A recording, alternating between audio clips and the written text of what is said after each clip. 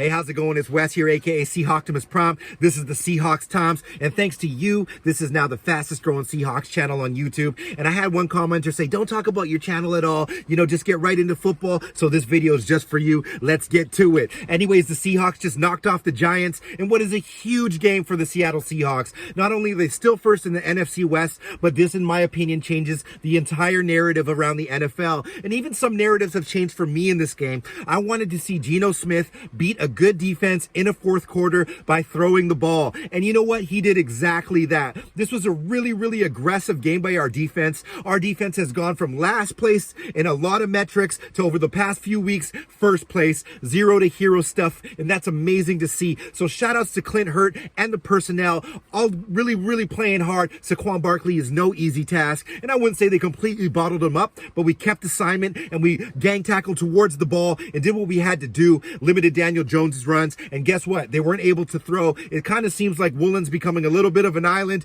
They don't want to look that way. Some comeback routes were caught by Slayton on Mike Jackson, but ultimately nothing got over the top in the passing game. And if Seattle can make you one-dimensional, now that, as we've talked about, this defense is creeping up into maybe a top 18 defense, that's really all they had to be the way this offense is playing. Now, there's so much that happened in this game that was polarizing, but the special teams causing turnovers, Will Dissly forcing a turnover, and Travis Homer forcing a turnover cannot be unspoken. Those were critical plays after Lockett made his mistake. We'll talk about the drop later, but it was critical to win this turnover battle because that was really part of the narrative of this game before we went into it, and Seattle did just that. They made the plays they had to. They got around in special teams, flew around and tackled, and I got to give a big hats off to that part of the game, who I think ultimately really put this game away for Seattle, specifically on the last turnover that they were able to cause. Now, the most important thing to me in this game, and maybe there's a lot for you that are different, guys, ladies and gents, but when Tyler made that drop, Tyler Lockett was the saddest person that he dropped that touchdown. You could see it. He was so upset. He's a perfectionist, such a good guy. How the team rallied around Tyler. You saw Geno go up to him, and you saw Pete go up to him. And what did they do? Not only did they go back to Tyler Lockett, they ran the same play to Tyler Lockett for a touchdown, and that was blatantly disrespectful to the Giants that they did that to take that lead, I think, at that point. That is what I love about this Seahawks team. The tenacity. They're well involved in the chess match that is football, and they're making all the right moves and key decisions at the crucial times in the game. This is a very dangerous football team. This is no longer just maybe a wild card team. It's no longer even maybe just that 9 or 10 win max team that I had it out going into the season. This is potentially the team that could be hosting a home game if we can keep healthy and keep adding to our already awesome depth, maybe in free agency. There's a few players that I want to look at. It's not necessarily like a big, huge type of player. I heard a lot of the Seahawks vloggers talk about all that stuff and say we shouldn't go after or we should go after. I agree. We don't know what John is going to do here, what John Snyder is going to do, the GM, if you don't follow the Seahawks.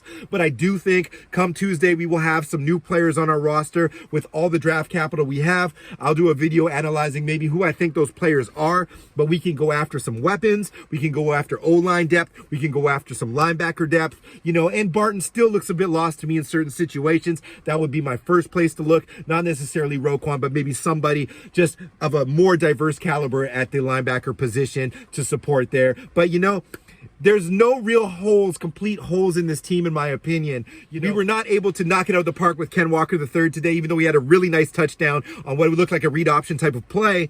But we were sound. We did not panic when the game got level and we got a little bit behind the sticks. Once again, we were poised and had awesome play calling from Shane Waldron, and Geno Smith's command at the line of scrimmage continues to shock the NFL world.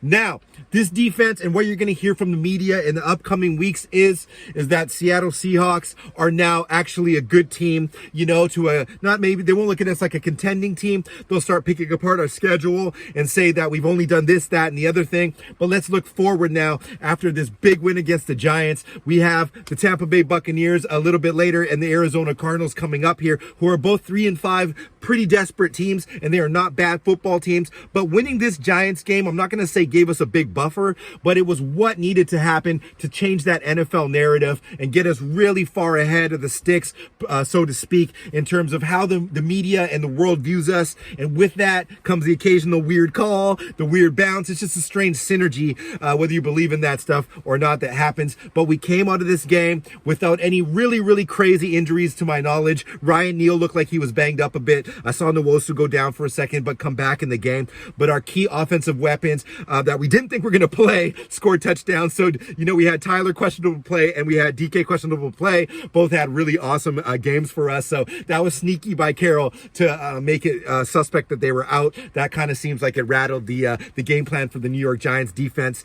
Anyways, what do I think? My final closing thoughts on this game is I had this being almost exactly what it was, a slog fest that came out with Seattle winning the game because we are just too sound in all phases of the football. Pete Carroll, Snyder, they've created once again a well-rounded football team that can only get better as players continue to get healthier and healthier, and the young players are 6 starting plus rookies. Derek had a good game for what it's worth in special teams and blocking.